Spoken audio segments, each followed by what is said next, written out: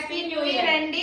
కొత్త సంవత్సరంలోకి అడుగు పెట్టాము. మీకు అందరికి మాకు అందరికి మంచి జరగాలని మనస్ఫూర్తిగా కోరుకుంటున్నామండి. మేమందరం అది పనిగా నిన్న 9 అప్పుడు పోయి గుడ్డలు సెలక్షన్ చేసుకున్నాండి. నేను వాటికి పెద్ద చేసుకున్నాను. ఇవన్నీ నేనే సెలక్షన్ చేశానండి. అంజలి కానీ లావణ్యది కానీ, ఇది అంజి ఇది లావణ్య అండి, మళ్ళీ మారిపోతారు.